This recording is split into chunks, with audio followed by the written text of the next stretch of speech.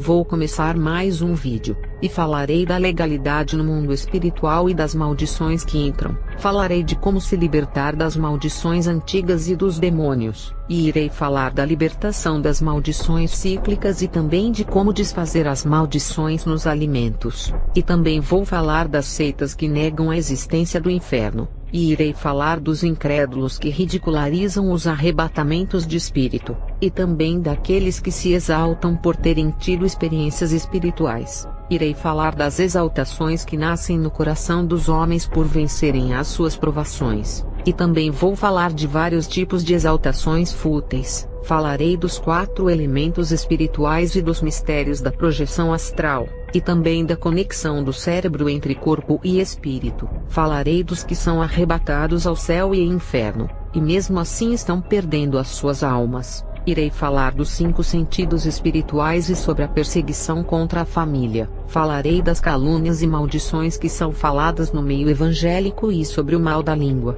Irei falar dos inimigos que estão sempre querendo difamar os servos de Deus com calúnias mentirosas. Falarei dos que escandalizam a obra de Deus, e se dizem valentes no outro lado da rede. Irei falar do amor, amar os ímpios que não praticam a sã doutrina ou desprezá-los. Falarei dos que estão em pé cuidando para não cair, e sobre a batalha espiritual na família. Irei falar dos obstáculos que impedem que a fé cresça ao receber a cura. Falarei dos jornais que são uma escola de morte, e ensinam a praticar vários tipos de crimes. E também falarei dos demônios alienígenas, e suas aparições na Terra com as transfigurações em discos voadores no céu. Irei falar sobre correr atrás da verdadeira prosperidade. Começarei falando sobre a legalidade que é aberta no mundo espiritual, como essas maldições pegam nas pessoas que não têm o revestimento da luz divina de Jesus, através da imposição de mãos ou palavras malditas, obras de feitiçarias lançadas e maldições hereditárias no antepassado, que é passada para a sua geração. Pacto de sangue que um antepassado fez, e morreu sem quebrar. A aliança que continua pelos filhos, netos, bisnetos e assim vai, e a geração não tem noção que os seus antepassados fizeram, e a maldição prevalece destruindo a família com mortes, vícios, prostituição e roubos, porque a geração não deu continuidade à aliança que os antepassados firmaram com esses espíritos malignos. Mesmo que os antepassados não tenham feito nenhum pacto e nem se envolveram com a feitiçaria, há uma possibilidade da família estar debaixo de maldição. As bruxas amaldiçoam as famílias com feitiços que permanecem até a morte. Tem famílias de descendentes de portugueses que são amaldiçoadas, porque os seus antepassados foram amaldiçoados. No tempo da colonização portuguesa, os escravos africanos mexiam com feitiçaria. Se você é crente e já congrega por algum tempo, e está debaixo de maldição, existem problemas em sua vida espiritual, precisa rever os seus modos de vida e analisar se está vivendo o Evangelho, precisa buscar a conversão genuína, a verdadeira para que a maldição seja aniquilada. As leis do mundo espiritual são justas, e reconhecem os verdadeiros servos de Deus. Essas leis trabalham no princípio da legalidade. Se a maldição continua, é porque tem um motivo para ela não o deixar. Deuteronômio 11, verso 26 a 28. Eis que hoje eu ponho diante de vós a bênção e a maldição. A bênção se cumprirdes os mandamentos, e a maldição se não cumprirdes. Quem vive o Evangelho, não existe maldição. Números 23 verso 23. Pois contra Jacó não vale encantamento e nem adivinhação contra Israel. Nenhum feiticeiro tem força para amaldiçoar os crentes que servem a Deus em verdade. Números 23 versículo 8. Como amaldiçoarei o que Deus não amaldiçoa, e como denunciarei, quando o Senhor Deus não denuncia. Deuteronômio 30 verso 19.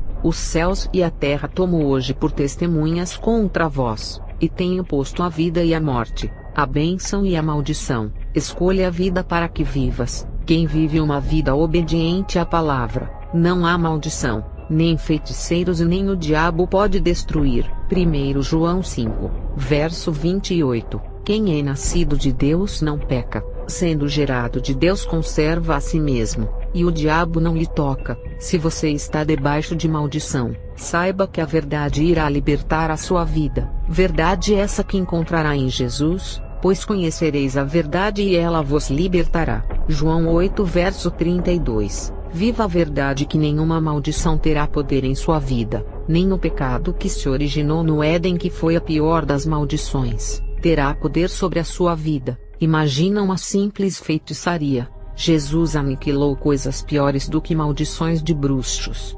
Gálatas 3 verso 13. Cristo nos resgatou da maldição da lei, fazendo-se maldição por nós. Nem as piores maldições são capazes de condenar os que pertencem a Deus.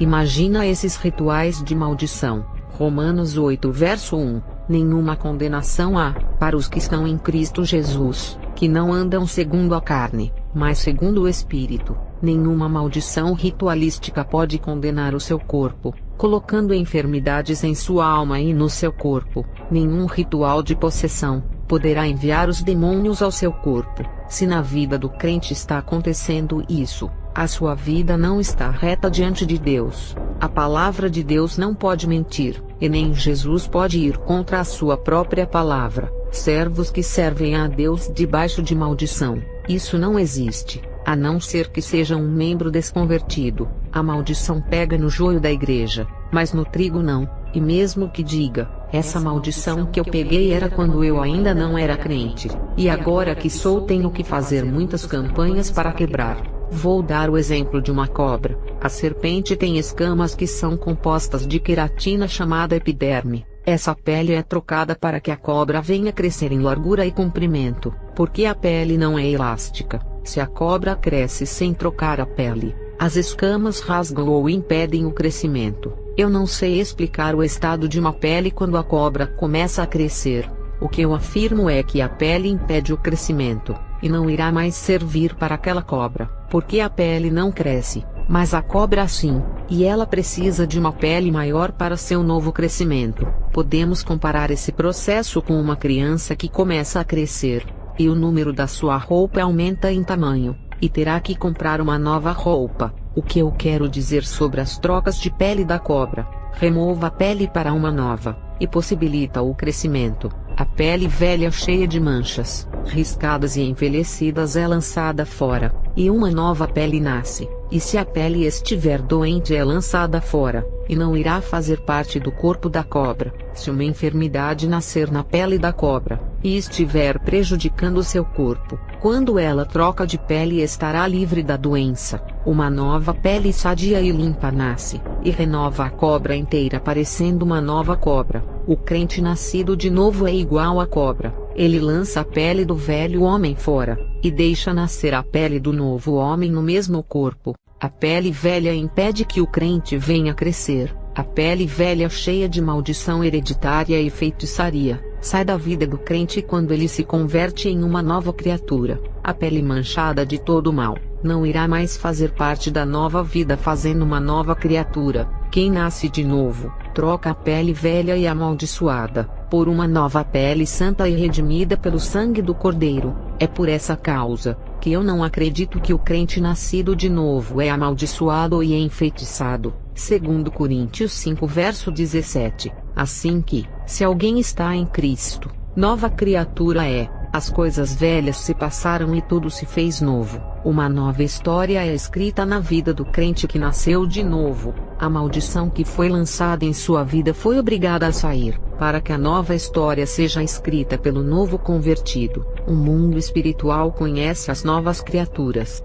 Eu me chamo Helena, conhecida pelos demônios como uma bruxa que trabalhava para o seu reino. Eu era uma pessoa maldita e cheia de maldições que carregava em minha vida. O mundo espiritual sempre me conheceu como uma pessoa maligna, sabendo do meu destino final. A partir do momento que eu me converti de verdade, o mundo espiritual não me vê mais como a Helena a bruxa, mas vê uma nova pessoa nascida que começou a existir com uma nova identidade. Um novo nome recebe os que nasceram, que faz parte da sua nova identidade. Esse novo nome já existe, e está em uma pedra branca que será revelada. Apocalipse 2 verso 17 relata essas coisas. O crente nascido de novo não sabe do seu novo nome, e muito menos o mundo espiritual que sabe dos nomes terrenos. O mundo espiritual não me conhece como Helena, a antiga, mas me enxerga como uma nova criatura de um nome desconhecido escrito no céu que ainda não foi revelado, e toda a maldição hereditária ou de bruxaria, entende que não pode mais ficar em uma pessoa que mudou de nome, mudou de identidade e que mudou de vida ao se converter. A maldição entende que não pode mais fazer parte da vida de uma pessoa desconhecida que já não conhece mais, porque de conhecida a pessoa fica desconhecida, porque o seu modo de vida santo é estranho à maldição. Quem nasce de novo é outra pessoa, e não aquela velha pessoa. O nome da pessoa é outro que está escrito no céu. A pessoa não se chama mais Maria e nem João, que é o seu nome de registro no cartório. A maldição não enxerga por esses nomes terrenos, porque espiritualmente mudaram de identidade. Se uma bruxa fez um ritual e colocou o nome de João e Maria, e depois eles se converteram de verdade, o mundo espiritual entende que esses nomes registrados no cartório são passageiros aqui na Terra, e os verdadeiros nomes estão escritos no céu. E a maldição para atacar precisa dos novos nomes dos convertidos, e o mundo espiritual para ter legalidade precisa dos novos nomes, porque os nomes que seus pais colocaram, faz parte do velho homem e da velha mulher, que já tem novos nomes escritos para as novas criaturas.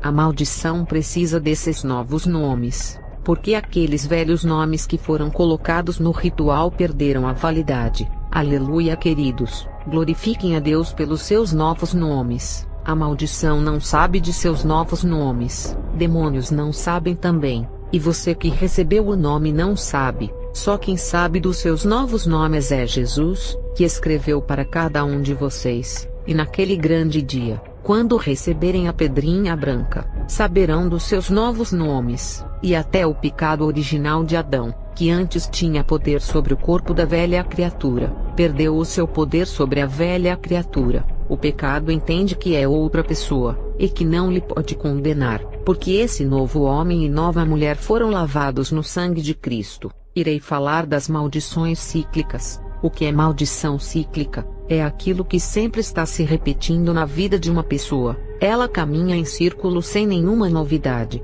e não progride na vida. Os crentes colocam em seus cultos: venham participar da sexta-feira, quebra da maldição. E as pessoas que têm problemas em suas vidas, vão para esses cultos e caem endemoniadas. As pessoas fazem as 7 sextas-feiras de libertação, e depois voltam para suas casas felizes por estarem libertas, e no outro dia voltam a beber álcool, fumar cigarro e ir para as festas beber e dançar. E depois, a maldição hereditária que foi lançada em sua família há muitos anos atrás. Essa maldição volta para a vida da pessoa, porque os demônios não desistem. Não estou tirando a autoridade dos pastores que fazem essas campanhas de quebra da maldição. As bruxas também quebravam obras de feitiçarias de outras bruxas para alegrarem as pessoas, mas isso era uma estratégia dos demônios para ganharem essas almas. Eles removiam essas obras de feitiçaria das pessoas, mas prendiam-nas em outros tipos de maldições. Sobre a quebra de maldição, se for um homem de Deus, é claro que ele tem autoridade no mundo espiritual para quebrar uma obra de feitiçaria, e de mandar a maldição hereditária para longe da pessoa. O problema aqui, não é o homem de Deus que faz o esforço para fazer essas campanhas de 7 dias para libertar as pessoas. O problema são as pessoas que não querem compromisso com Deus, e pensam que podem ficar livres dos demônios sem andar no caminho de Jesus. Existem 2 reinos, ou você faz parte do reino da luz ou das trevas. Não tem lógica de se libertar de uma maldição se a pessoa ainda está dentro do reino das trevas, e trabalha para o dono desse reino. Trabalha no sentido do fazer a vontade das trevas, que é continuar no pecado. É claro que os demônios da maldição hereditária irão se afastar, e levar as maldições com eles durante os 7 dias, mas depois eles voltam, porque essas pessoas estão dando legalidade para os demônios da maldição hereditária voltarem. A maldição hereditária entende assim: já que estão dando legalidade para mim, eu vou voltar, porque vocês não mudaram de identidade e não são novas pessoas. O mundo espiritual não reconhece que essas pessoas são libertas, e que merecem ficar com a maldição. Os mesmos demônios que foram enviados para colocarem a maldição nas pessoas, Eles tiram por causa da campanha.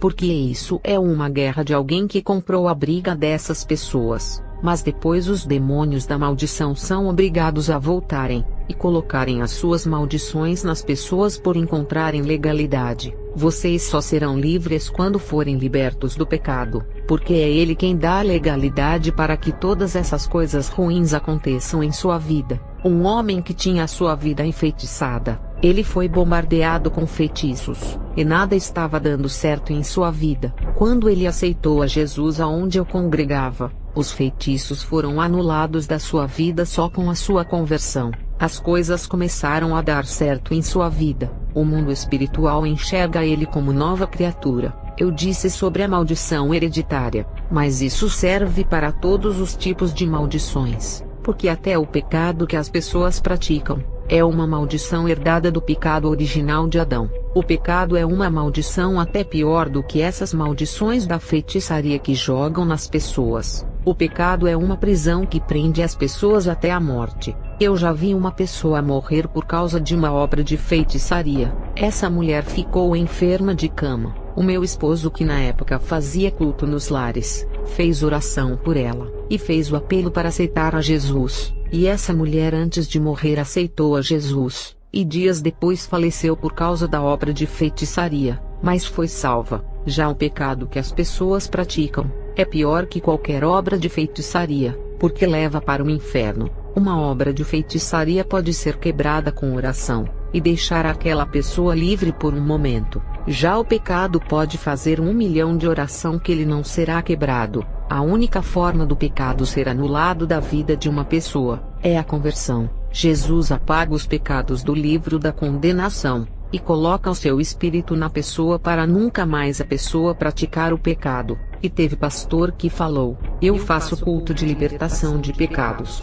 Eu disse a ele: desde que esse culto leve as pessoas à conversão de libertação, conhecereis a verdade e ela vos libertará. Não existe outra forma delas se libertarem. E tem pessoas que falam, e os cultos de libertação, onde os pastores expulsam os demônios. Eu falei para ele: expulsar demônios é bíblico. Jesus expulsou e os seus apóstolos também. Mas mesmo expulsando os demônios das pessoas, elas precisam se converter, e não continuarem no pecado que dá a legalidade para eles. Lucas 11, verso 24 ao 26. Quando um espírito imundo sai de um homem, passa por lugares áridos procurando descanso, e não o encontrando diz: voltarei para a casa de onde saí. Quando chega, encontra a casa varrida e em ordem, então vai e traz outros 7 espíritos piores do que ele, e entrando passam a viver ali, e o estado final daquele homem torna-se pior do que o primeiro.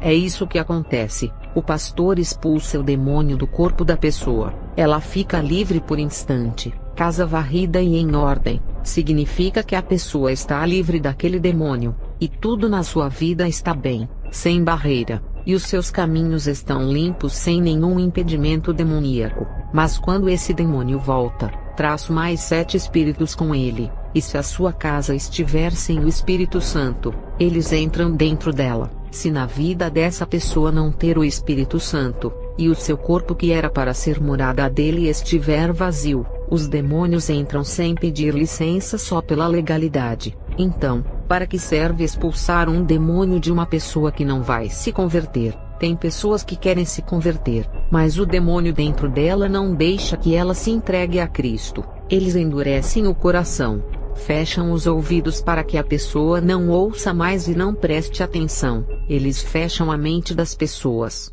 para que elas ouçam a palavra e não entendam. Eles prendem a pessoa no banco, para que não se levante e vá até o púlpito entregar a sua vida. Ele coloca medo do pastor que expulsa demônio, e também coloca dúvida no coração da pessoa a respeito da palavra, se realmente a sua vida irá mudar. Ele faz a pessoa ficar indecisa e diz: no mundo você pode fazer todas as coisas e desfrutar dos seus prazeres, mas se aceitar a Jesus, não poderá fazer mais nada de bom. A sua vida será chata e não poderá fazer mais nada.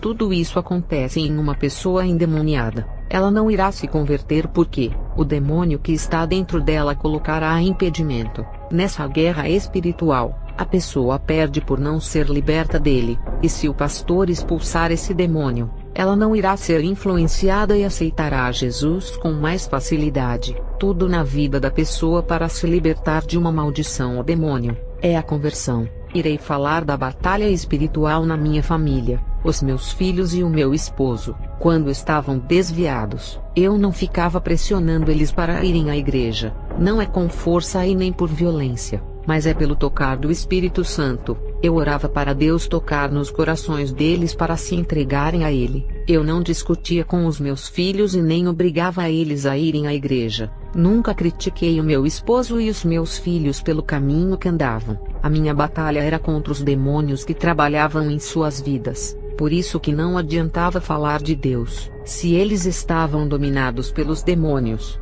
Quantas vezes eu orando, via os demônios da rebeldia juvenil ao redor de minha casa, trabalhando na vida dos meus filhos por eles darem legalidades. Em silêncio, eu travei uma batalha em oração contra esses demônios. Os demônios familiares são mandados por Satanás para trabalharem nos lares, para destruírem as famílias. É importante que a família cristã feche as legalidades para que os demônios não trabalhem. Em minha casa eu era a única que não dava legalidade, mas a minha família dava legalidade para os demônios trabalharem em suas vidas. Por isso que eu via demônios em minha casa, apesar de não dar legalidade, mas o pecado da minha família atraía esses demônios. As minhas batalhas ficavam mais travadas, por causa da minha família que atraía esses demônios para a minha casa. Eu não aceitava os demônios ficarem vindo dentro da minha casa por causa da minha família. Eles só não faziam a maior destruição,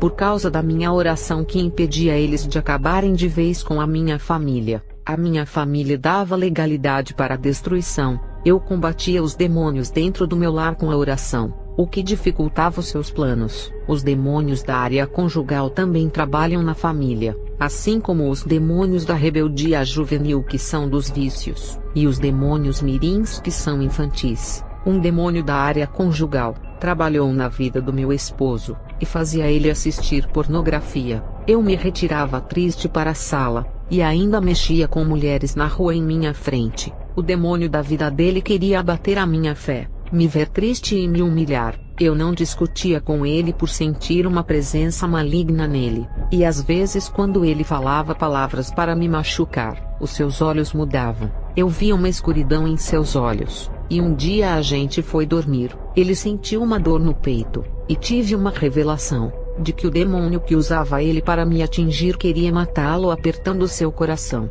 Ele deitado comigo na cama, eu coloquei a mão no seu peito e não orei para curar a dor. Orei expulsando o demônio que estava apertando seu peito. Quando coloquei as suas mãos sobre ele e comecei a expulsar o demônio, ele se manifestou em meu esposo deitado ao meu lado. A batalha espiritual começou naquele momento, e quando o demônio colocou as mãos no meu pescoço, eu paralisei o corpo do meu esposo na cama. Ele parecia uma estátua e não se movia. Eu o prendi com as correntes espirituais divinas, e quando coloquei a minha mão em seu peito, debaixo de minha mão, eu vi uma mão peluda parecendo a mão de um lobisomem. Dava para ver as garras daquele demônio apertando o coração do meu esposo. A minha mão estava no peito do meu esposo, e em cima dessa mão maligna, e quando comecei a orar, a corrente elétrica que estava em meu corpo passou de minha mão para aquela mão peluda, e aquele demônio tomou uma descarga elétrica, e o corpo do meu esposo estava quente parecendo que tinha fogo dentro dele,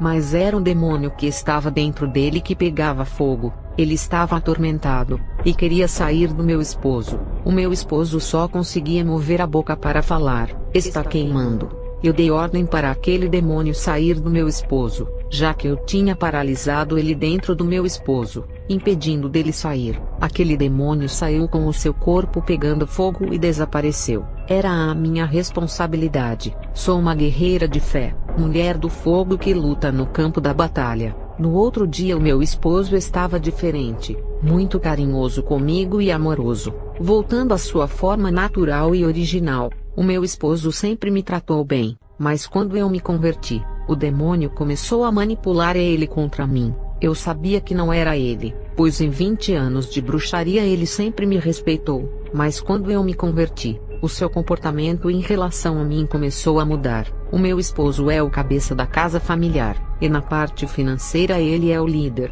mas na parte espiritual, eu era a coluna por ser a única convertida. Na hierarquia espiritual, eu era a maior. Então no mundo espiritual, eu sou a líder da casa, a que vai proteger a família dos demônios. Na área familiar e financeira, quem é o líder e protetor é ele. Agora que ele se converteu, eu ainda continuo espiritualmente sendo a líder, por ser a que mais busca a Deus. O tempo de conversão não influencia em grau de espiritualidade se a pessoa não busca a Deus. Um pastor pode ter 30 anos de ministério. Se ele não gosta de oração, no grau espiritual ele será menor do que um jovem que tem 1 ano de conversão, que sempre orou desde a sua conversão e lê a Bíblia. Orar 3 vezes ao dia, durante 1 ano. Se o jovem fizer isso, não é o tempo de conversão que determina, mas é a intimidade que tem com Deus. Outro teste que aconteceu contra minha família: um demônio usou a boca de uma mulher para dizer que o meu filho estava usando drogas e ainda descreveu o lugar onde ficava. Eu esperei o meu filho chegar, e não o questionei se estava usando drogas por ele não gostar que alguém desconfie dele, e também se eu questionasse, ele não iria me falar a verdade por ter medo de me decepcionar. Eu não queria o assustar falando essas coisas, então eu resolvi segui-lo. No outro dia, eu vi o meu filho indo para o lugar onde a mulher descreveu, mas ao chegar lá, o meu filho estava esperando outro rapaz para ir na faculdade ver os cursos. Eu o segui até essa faculdade, e todos os dias ele esperava esse rapaz, e juntos saíam procurando cursos em várias faculdades. Se eu tivesse discutido com o meu filho por causa de uma mentira, ainda bem que eu fui atrás de provas, porque as pessoas do mundo gostam de colocar contendas na família. Elas são usadas pelos demônios para fazerem isso. Depois à noite eu fui à igreja, e entrou um jovem que estava com muita dor na cabeça, e Deus me revelou que estava curando-o, mas ele me disse: "A minha cabeça ainda está doendo." Eu disse a ele: "A dor na cabeça não significa que não foi curado, a enfermidade foi embora, mas o seu cérebro esqueceu de desativar as terminações da veia que manda a dor." E quando eu disse isso, no final do culto o jovem disse que a dor foi embora, porque o cérebro percebeu que a enfermidade foi embora e desativou a dor. Irei falar dos mistérios da projeção astral. Qual é a função do espírito sair do corpo? O espírito sai do corpo para recarregar a energia cósmica, e tem um cordão de ligamento do corpo. É o espírito chamado de cordão astral segundo o espiritismo. Esse cordão astral é uma energia de luz que liga o corpo e o espírito. É através desse cordão que o espírito, ao se desligar do corpo, ou seja, saindo do corpo, vai para onde o cordão quiser. Se um bruxo de alto nível através dos seus pensamentos quiser ir para Portugal, o cordão astral o permitirá ir até Portugal. Segundo o que pensou, em bruxos comuns, o seu espírito fica de 3 a 10 metros distante do corpo, conforme o nível do bruxo ou bruxa. O espírito fica a 100 metros ou mais longe do corpo dependendo do nível do bruxo. Se o espírito sair do corpo da pessoa, e ir até a casa do vizinho, o cordão astral é como uma corrente elástica que está na nuca do corpo, e liga na nuca do espírito. Quanto mais o espírito caminha, mais o cordão cresce em comprimento. Se a pessoa for para a China, que é do outro lado do planeta, esse cordão astral cresce mais ainda, igual a um elástico que está conectado na nuca do corpo deitado, e na nuca do espírito que está viajando. O que acontece se esse cordão estoura? O espírito e o corpo se desconectam, porque o cordão de ligamento espiritual se rompeu. O espírito não pode mais voltar ao corpo, e acontece a morte física, ou seja, o óbito. E o sinal que o cordão astral foi rompido é quando a pessoa parou de respirar. Irei explicar a importância do ligamento do corpo e do espírito através desse cordão. Enquanto o corpo está em sua casa deitado ao chão, o espírito está vagando em outros lugares como cidades ou países. O espírito sabe do que está acontecendo por carregar a consciência, enquanto o corpo nada sabe e fica inconsciente. Mas por causa da ligação do cordão astral, o espírito fica em comunicação com o corpo. O espírito passa todas as informações daquilo que está vendo e ouvindo para o corpo através do cordão astral. Se o cordão astral tiver algum problema, O espírito não consegue passar informações ao cérebro do corpo, através do cordão que está ligado na nuca. Se acontecer alguma interferência nesse cordão astral, o espírito manda a informação e não chega no cérebro com perfeição, mas com falhas de comunicação. Por isso é que tem pessoas que, ao sofrerem uma experiência, não se lembram de tudo. Quando acontece falha no cordão de ligamento que transmite as informações, o corpo da pessoa, ao acordar, o seu cérebro não consegue se lembrar de todas as coisas. O espírito carrega os 5 sentidos do corpo, que é o ver, ouvir, cheirar, sentir e tocar algo. O corpo fica no chão com os olhos fechados, mas consegue ver, ouvir, cheirar e sentir, porque o seu espírito está sentindo todas essas coisas, e envia essas coisas através do cordão que está ligado na nuca do corpo, e o corpo, ao receber essas informações no cérebro, passa a sentir tudo o que o espírito está sentindo, lembrando que o cordão astral é igual a um fio de conexão que liga a nuca do espírito e a do corpo. Se o espírito não passar essas informações ao corpo, significa que o cordão foi rompido, e o corpo, sem estar ligado com o espírito, morreu. A conexão é tão forte, que o corpo deitado pode falar tudo o que o espírito está vendo em lugares distantes. Se o espírito sentir dores nos olhos ou no estômago,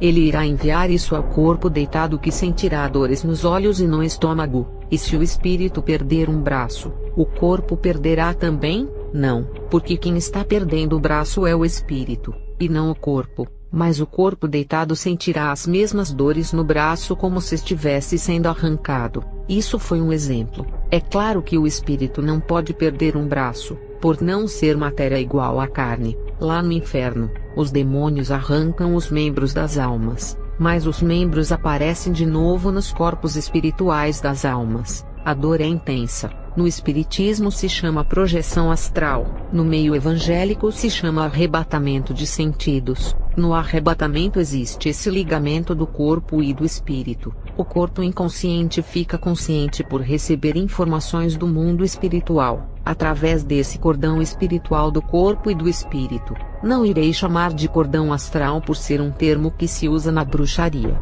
mas um cordão espiritual ou linha espiritual, ou um tipo de fio. O arrebatamento de sentidos. O corpo fica deitado ou ajoelhado enquanto o espírito vai viajar, e o corpo enxerga com os olhos do espírito, sabendo de tudo o que se passa no mundo espiritual. O corpo não precisa viajar, ele fica em algum lugar só recebendo as informações em sua mente através do espírito. Tem casos de arrebatamento que o corpo fica debatendo ao chão e gritando de dor, porque o seu espírito está sendo torturado no inferno. E tudo o que o espírito sente lá no inferno é transmitido para o corpo, através desse cordão espiritual que está ligado na nuca, e o corpo, através do cérebro, recebe a informação que o espírito está sofrendo, e todas as dores são absorvidas pelo corpo. Se arrancar os olhos do espírito lá no inferno, o corpo vai sentir essa dor em seu olho. O corpo começa a sentir as dores da tortura e as queimaduras do fogo do inferno através do cordão espiritual. E quando o corpo para de sentir dor,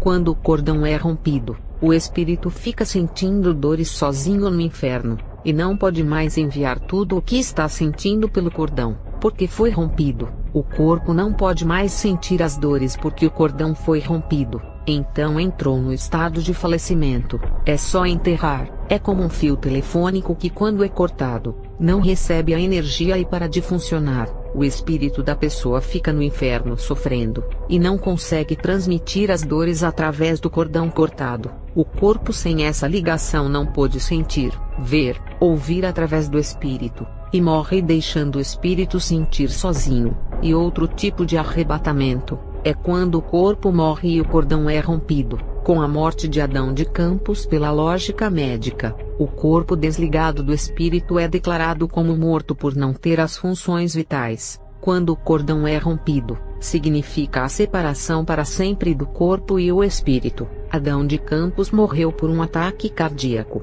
Ali o cordão espiritual se rompeu. O seu corpo não estava consciente, vendo tudo o que acontecia no inferno. O corpo não respirava, explicando que houve um desligamento. O seu corpo morreu, e inconsciente não sabia de nada, Mas o seu espírito que estava no inferno estava consciente, e sabendo de tudo o que se passava. O espírito de Adão retornou, porque Deus, com o seu poder, faz o espírito voltar ao corpo, religando o cordão espiritual entre o corpo e o espírito, e o cordão espiritual é restaurado, e o ligamento do corpo e o espírito acontece. O corpo morto não ouviu, não sentiu nada e nem viu, mas ao receber o espírito de volta, ele recebe todas as informações do mundo espiritual através da volta do espírito ao corpo. Existem dois tipos de arrebatamento: aquele que o corpo não morre por continuar ligado com o espírito, o corpo consciente recebe as informações, e aquele que o corpo não recebe informações por estar morto,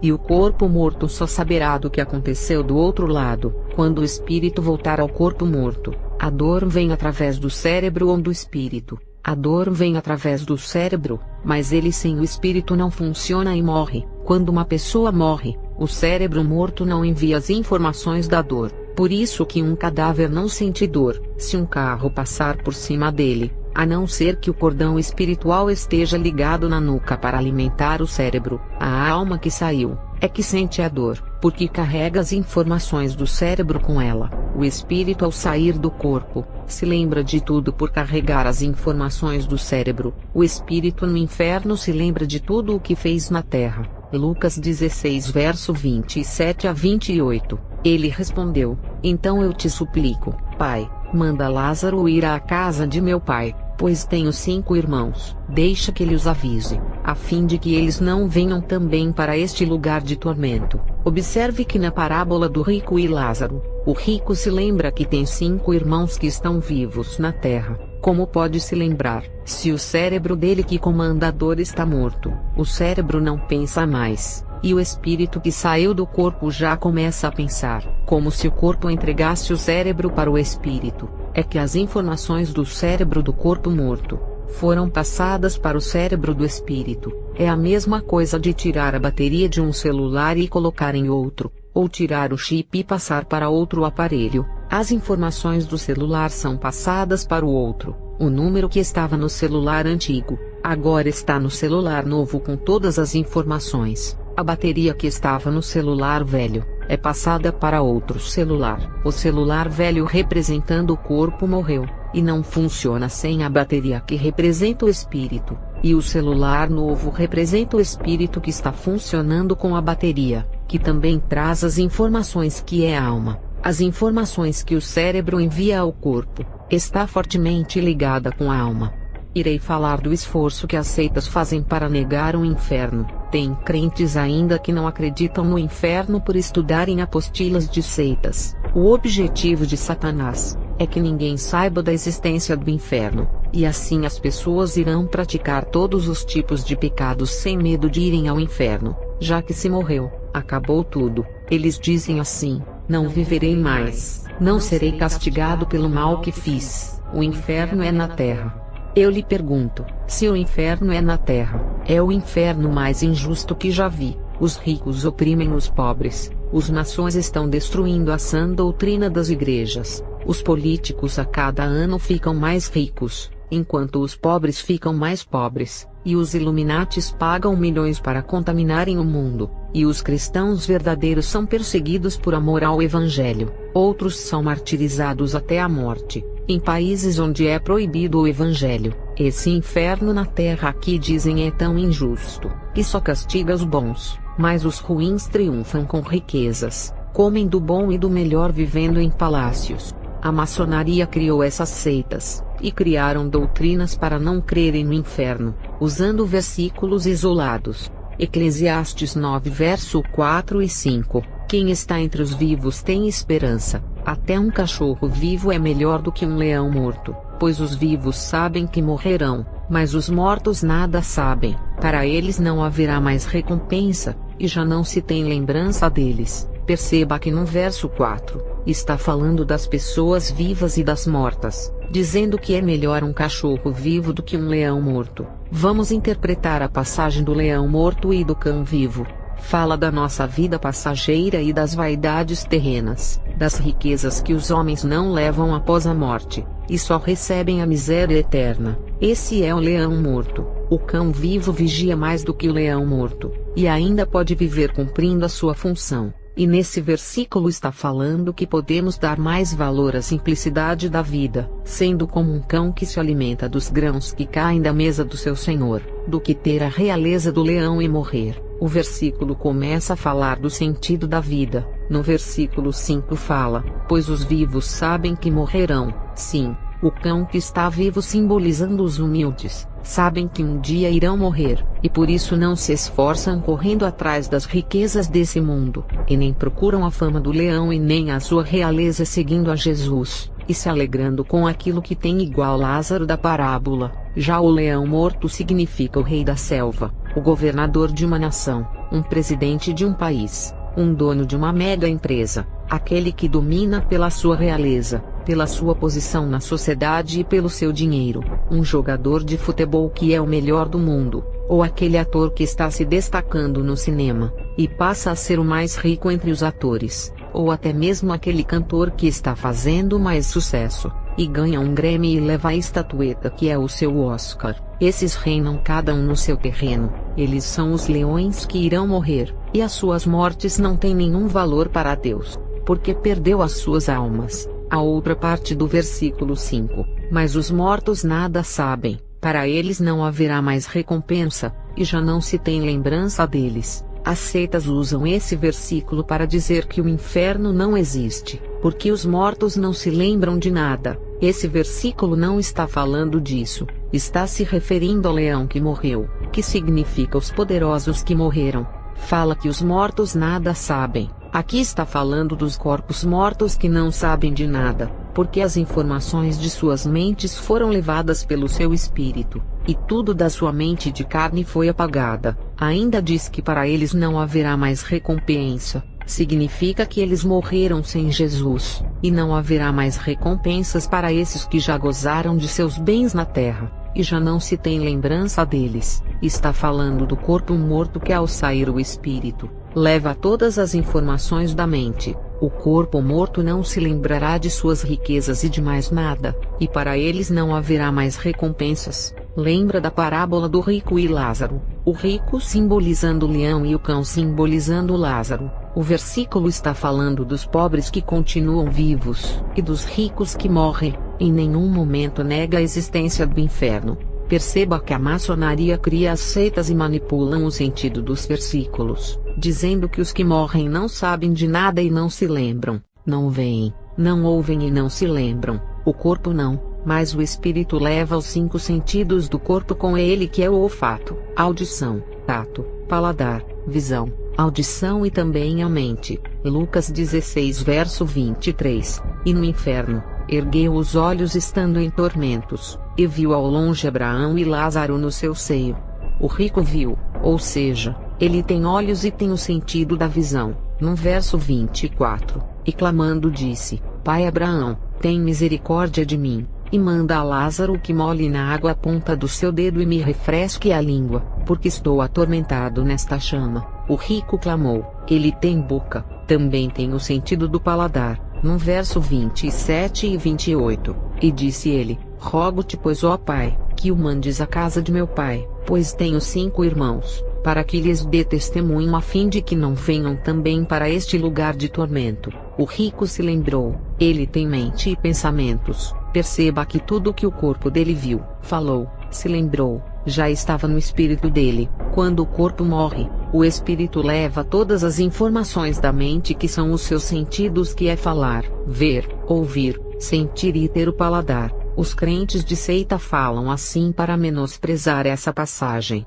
É apenas uma parábola, não é real. Parábola é uma história. Quando uma pessoa chama uma parábola de história, é como tirar a veracidade dela, e a coloca no mesmo patamar da historinha da cuca, e da fábula da mula sem cabeça. Essas histórias que são contadas pelos antigos, e são passadas de geração em geração aos filhos e netos, que não passam de contos e crença popular. As seitas têm coragem de dizer que a parábola de Jesus é apenas uma história. Então eles estão chamando Cristo de mentiroso. Da boca de Jesus nunca saiu mentiras. Ele era Deus na forma humana e nunca pecou. Por isso que o seu sacrifício de sangue foi puro. Números 23 verso 19. Deus não é homem para que minta, nem filho de homem para que se arrependa. Acaso ele fala e deixa de agir? Acaso promete e deixa de cumprir? Um rapaz teve uma experiência de arrebatamento. O anjo o levou no inferno e revelou todas as estratégias de Satanás.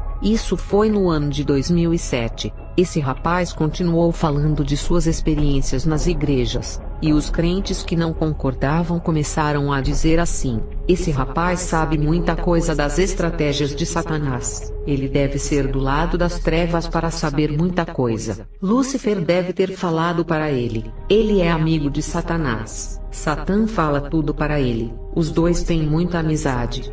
E esse grupo de joio começaram a ridicularizar o rapaz, que foi levantado para despertar a igreja. Muitos dizem, porque Deus está levando muita gente ao inferno. No tempo dos apóstolos não era assim. É claro que Jesus irá arrebatar as pessoas ao inferno. Olha o tanto de seitas que ficam desmentindo a existência do inferno. Adventista, unicista e testemunhas de Jeová. Adventistas e testemunhas de Jeová são as duas seitas que mais publicam revistas falando que o inferno não existe, e ainda distribuem nos lares de graça, enquanto as igrejas que não são seitas querem vender as suas revistas. No tempo dos apóstolos já tinham seitas, mas para falar que o inferno não existe igual nos dias de hoje, naquela época não existia. Se tivessem seitas para negarem o inferno, os apóstolos tinham combatido em suas cartas. Hoje estamos nos dias trabalhosos, porque seitas que negam o inferno se multiplicam. Irei falar dos que se exaltam nas experiências espirituais, e por vencerem as suas dificuldades, pessoas que só porque tiveram experiências espirituais, estão deixando o ego aparecer. Quero aconselhar essas pessoas, que somos um monte de esqueletos carregando uma carne mortal sobre nós. Somos privilegiados pela graça, por termos o Espírito Santo morando em nós, porque Ele é santo, e a nossa santidade diante dele é como um pano sujo. E se Ele mesmo assim nos escolheu para morar, é por causa da graça, porque ninguém merece ter o Espírito Santo morando em suas vidas por sermos falhos. Se você teve a chance de ter uma experiência com Deus, é um privilegiado, e agradeça-o por isso. Não se exalte, e tem aqueles que se exaltam por ter vencido as suas provações, e não agradecem a Deus. Eu conheci um irmão que venceu 3 provações terríveis. A primeira provação, ele intercedeu pela sua esposa, para ela voltar durante 2 anos e 3 meses, e ela voltou. A segunda provação, a sua esposa já tinha voltado, ele foi demitido da sua empresa e passou dificuldades financeiras. E durante 7 meses de oração, ele arrumou um emprego que ganhava bem. A terceira provação, a sua filha foi para a prostituição e começou a ganhar dinheiro em casas noturnas. Ele orou 1 ano e 4 meses para Deus tirar ela, e a sua filha saiu da casa noturna e conseguiu um emprego decente. Esse irmão começou a se exaltar dizendo que era forte na guerra. Nunca deu crédito para Deus que o ajudou a vencer. Na quarta provação, o seu ministério foi apedrejado por outros crentes, e ele não resistiu e fechou a sua igreja. E quando ele foi orar, Deus falou com ele assim: foi com a minha permissão que perdeste essa guerra, para se lembrar quem eu sou. Sempre estive ao seu lado lhe ajudando a vencer, e nunca a enxergaste. Hoje em dia, são várias exaltações que vejo na igreja, irmãos se exaltando por comprar um carro novo, e já não falava com ninguém da igreja, só com o pastor. E se ficou assim com um carro, e se ganhasse um apartamento ou ficasse rico. E também já vi irmão conseguir uma esposa muito bela, e ficar metido querendo ser aquilo que nunca fui, e ainda fica falando para os outros assim: como a minha mulher é linda. Já vi uma irmã, que ao casar com um homem bem financeiramente, se sentia poderosa, e ficava falando que o seu esposo era chefe, era isso e aquilo, tentando causar inveja em outras irmãs. Tem irmã que até fala que o seu esposo é carinhoso, e fica falando do seu relacionamento amoroso para as outras irmãs. Cuidado, irmã, você não sabe, mas no grupo das irmãs, pode ter uma pombagira camuflada que vai querer roubar o seu marido. De tanto você falar das qualidades dele, não esqueça que dentro da igreja também tem o joio. ou pessoa que teve o seu coração semeado pelo joio. Temos que vigiar, e não sair falando as coisas do lar para todo mundo, e são tantas exaltações por coisas fúteis da terra, que mudam a cabeça das pessoas. Só precisa de uma mínima coisa para tirar a humildade do coração. Irei falar dos que são arrebatados ao inferno e ainda estão caminhando para o inferno. Tem muitas pessoas que estão sendo arrebatadas ao inferno, e mesmo assim estão voltando para lá, mas para ficar eternamente. O arrebatamento não salva, e são muitos que têm essas experiências e estão ficando no inferno. Deus leva ao céu, e mesmo assim, trocam essa bênção por um prato de lentilha do mundo. Tem irmãos que são arrebatados, e quando voltam não permanecem firmes, e ainda caem no engano. Quantos estão no pecado e voltaram a beber das águas da Babilônia? Quantos estão cobrando pelas suas experiências, vendendo aquilo que Deus lhe deu de graça? E você vende para as igrejas e vende caro. Deus, ao lhe arrebatar, cobrou algum dinheiro. Mateus 10:8. Curai os enfermos, limpai os leprosos, ressuscitai os mortos, expulsai os demônios. De graça recebestes, de graça dai. Não é só isso que não devemos vender, mas tudo aquilo que recebemos de graça para beneficiar ou ajudar a humanidade. Não podemos vender. A igreja humilde que não tem condições de lhe pagar,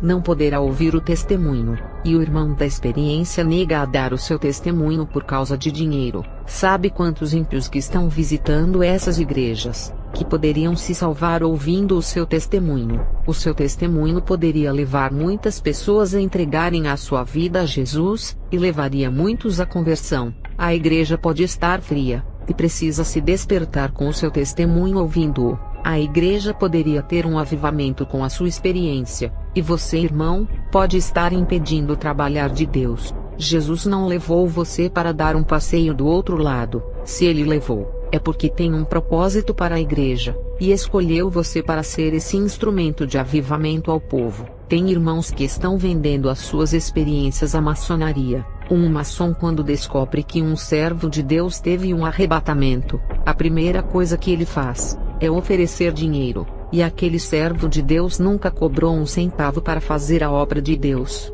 mas é tentado por aquele maçom, que tenta despertar a ambição através do dinheiro, e aquele servo é humilde e mora em uma pequena casa, e enxerga a oportunidade de crescer a sua casa, ou comprar outra maior e mais bonita. Ele pensa em dar conforto para sua esposa e filhos, e nega a primeira oferta, mas o maçom aumenta o valor do seu cachê, e ele se vê obrigado em aceitar aquela oferta, e depois dele receber essa oferta, o mesmo maçom irá oferecer mais dinheiro para ele falar da sua experiência em outros lugares, e assim o maçom vai despertando a ambição, e fazendo o seu coração se acostumar com o dinheiro. O maçom doutrinou ele semeando o seu coração com o dinheiro, e o servo de Deus fica com o coração capitalista, e não vai mais querer falar o seu testemunho de graça, a não ser que paguem dinheiro. Ele transformou a sua experiência no seu ganha-pão. Agora ele fez dela a sua profissão, e a sua galinha de ovos de ouro por estar enriquecendo. A maçonaria não mede esforços em corromper os corações dos servos de Deus. O financeiro não é o problema para eles, pois oferecem até milhões para ganharem almas para Satanás, e Satanás, ao ganhar essa alma, irá multiplicar os milhões que ele ofereceu para corromper o servo de Deus. E tem aqueles irmãos que fazem teologias obrigados pela igreja, e ainda são incentivados a fazerem de profissão as suas pregações, e cobram no mínimo R$2.000 por pregação. Esses são os que não são famosos ainda, por isso cobram esse valor. E tem os pregadores mais famosos que cobram até R$50.000 por pregação, que são os ministros do mercado gospel. E tem igrejas que ainda pagam para ouvirem filosofias e pregações mortas sem unções nenhuma, dando todo o dízimo e oferta do povo para o pregador. Na verdade, estão comprando o nome, o rótulo ou a marca do pregador, pois as pregações não valem um centavo. Eu não pagaria R$5 para trazer um famoso. Na verdade, não ouviria nem de graça as pregações mortas da internet que postam desses homens os exaltando. Eu nem ouço, porque não acrescenta nada em minha vida espiritual. Agora, tem uma diferença em receber dinheiro de um maçom e de um pastor servo de Deus. Ofertar a um pregador não é pecado, e a igreja faz isso para pagar uma passagem de ônibus, ou pôr uma gasolina no carro dele se morar longe, e se ele for de outro estado, terá que vir de avião, e se o pastor o chamar, terá que pagar a passagem de avião de ida e volta, e o hotel que ele irá se hospedar. Isso não é pecado. Irei falar dos 5 sentidos espirituais, não os 5 sentidos normais do corpo humano. O nosso corpo tem 5 sentidos que é ouvir, ver, cheirar, o tato e o paladar. Quando alguém tem 6 sentidos, já não faz parte da natureza humana. Então, se não é natural, passa a ser sobrenatural, porque o 6º sentido não é físico, e sim espiritual. Deus não criou o 6º sentido em nosso mundo. Ele criou os seres humanos com apenas 5 sentidos. Mas quando se trata do mundo espiritual, isso não acaba em 5 sentidos. No filme O Sexto Sentido, Satanás revela nessa sua obra, que é invisível esse sentido. Quando aquela criança passa a ver espírito, os 5 sentidos espirituais existem, não em nosso mundo, e sim no mundo espiritual. Tanto os feiticeiros como os cristãos que têm um grau de espiritualidade alto, conseguem ter esses sentidos que são chamados de dons no meio evangélico. Sobre a visão espiritual ou sentido espiritual, a visão espiritual que muitos chamam de dons, é um dos sentidos que é aberto para o bruxo e também para o cristão. As cortinas do mundo espiritual se abrem, e quem tem esse dom, consegue ver as coisas que estão em oculto. Segundo a Reis 6. Versos 15 ao 17, o servo de Eliseu levantou-se bem cedo pela manhã,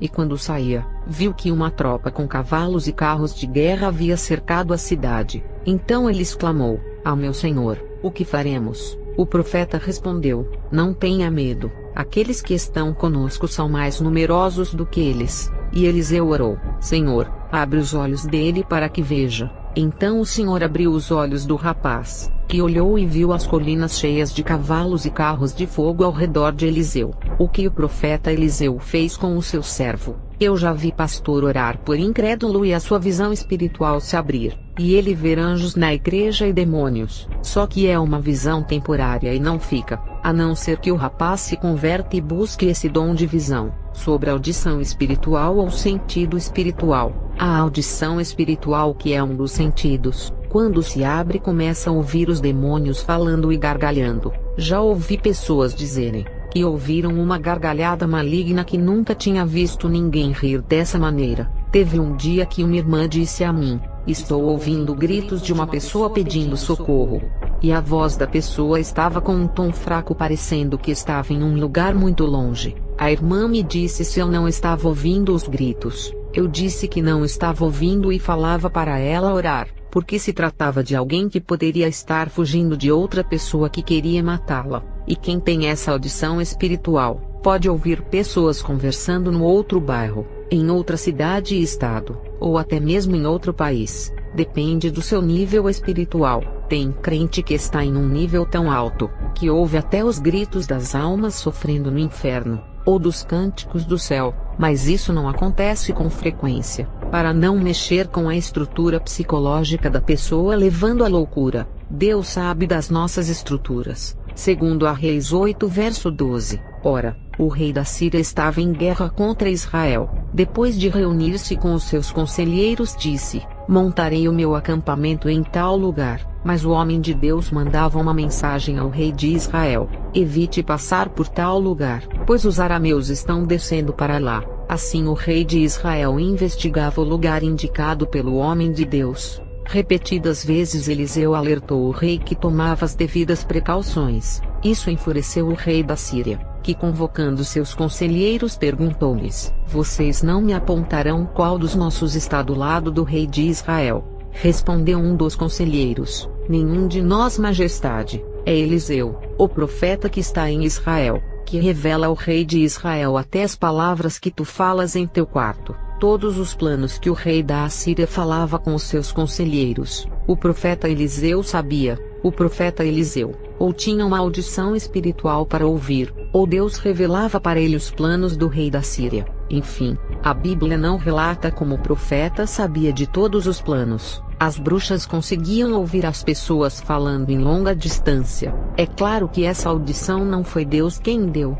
mas os demônios. Sobre olfato espiritual ou sentido espiritual, eu já vi uma irmã orar por uma pessoa, e sentir cheiro de incensos e rosas, e essa irmã conseguia saber que foi feita uma obra de feitiçaria para a pessoa. Essa irmã disse que um dia ela sentiu um cheiro suave de fragrância que não tem na terra, um cheiro tão bom e ao mesmo tempo sobrenatural. Essa irmã disse: alguém passou perto de mim, eu não consigo ver, mas senti o cheiro dessa pessoa invisível. E quando a irmã foi orar, pedindo revelação a Deus para saber quem foi que passou perto dela, Deus falou assim: foi o Cordeiro, o meu filho, o seu noivo amado.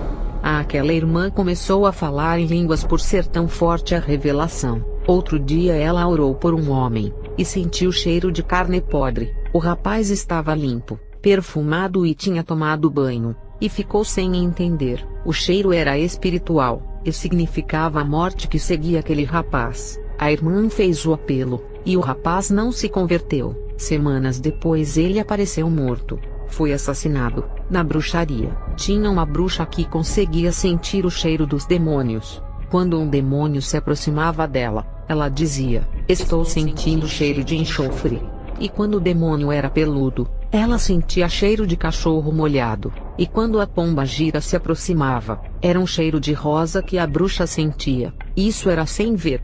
Ela não tinha visão espiritual, paladar espiritual ou sentido espiritual. No céu, as almas das pessoas se alimentam não por sentirem fome, mas pelo prazer de sentir o paladar dos frutos celestiais que são saborosos. Um espírito que não é de carne, se alimentar só para sentir o paladar que dá a sensação de prazer. Uma irmã me disse que quando orava, um anjo desceu do céu com um maná e colocou em sua boca. Mas o maná não podia tocar por ser espiritual, mas ela conseguiu sentir o paladar daquele maná, e sentiu um sabor que não existe na terra, nenhum pão com aquele sabor. Ezequiel 3 verso 1 ao 3. Depois me disse: filho do homem, come o que achares, come este rolo e vai, fala à casa de Israel. Então abri a minha boca e me deu a comer o rolo, e disse-me: filho do homem, dá de comer ao teu ventre, e enche as tuas entranhas deste rolo que eu te dou.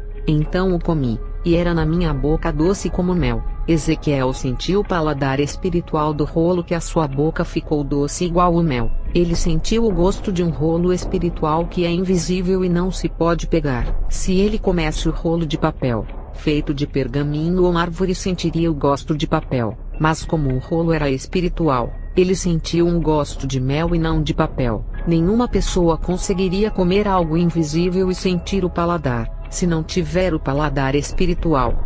Teve uma bruxa, que se alimentava com alimentos que um demônio trazia para ela. Os alimentos eram invisíveis, e segundo ela, o demônio trazia do mundo dos espíritos da luz, ou seja, ele trazia do inferno, os mesmos alimentos que as almas são obrigadas a comerem no inferno, como fezes, coisas estragadas, bebem ácido e outras coisas podres. Ela dizia que esses alimentos eram amargos, e com um sabor ruim, parecendo coisas estragadas e podres. A bruxa dizia que não conseguia ver, só sabia que o demônio mandava ela abrir a boca, e colocava um monte de coisas invisíveis em sua boca. Pelo gosto ela imaginava o que era. O demônio dizia que eram alimentos espirituais, para que a bruxa subisse de nível, imitando o que Deus fez com o profeta Ezequiel, quando mandou ele abrir a boca e colocou um rolo para o comer. E ela cresceu tanto de grau espiritual, que foi a segunda líder da escola por ser tão forte.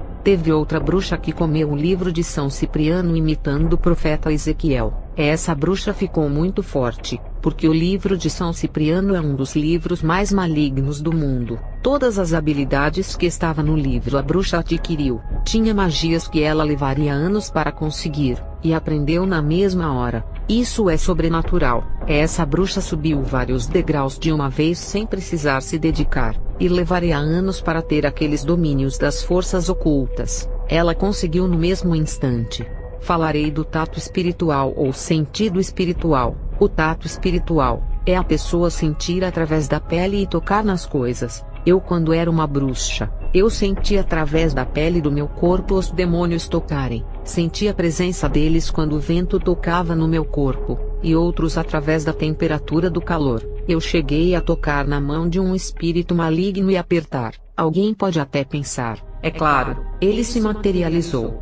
Não, ele não se materializou, e estava em forma de espírito, porque eu passava por dentro dele como se fosse uma sombra. Eu tinha o sentido do tato espiritual. No começo, quando estava iniciando como bruxa, eu tentava tocar os espíritos pelas suas mãos e não conseguia. Uma jovem nova convertida, quando orava buscando batismo com o Espírito Santo, ela sentiu um vento forte bater em seu rosto, e depois uma chama espiritual começou a lhe esquentar. Essa jovem gostou tanto dessa experiência, que orava todos os dias para sentir a mesma coisa, até que ela começou a sentir uma mão tocando em seu ombro e a consolava. Ela pediu para eu orar por ela, para ver quem era aquele ser natural que tocava o seu ombro todas as vezes que ela orava, e Deus me revelou que era um anjo que a tocava nos ombros, porque os seus cabelos eram lindos e compridos e não cortava. Essa jovem recebeu o dom do tato espiritual, porque os anjos tocavam nela, mas ela duvidou que tinha recebido e continuava orando,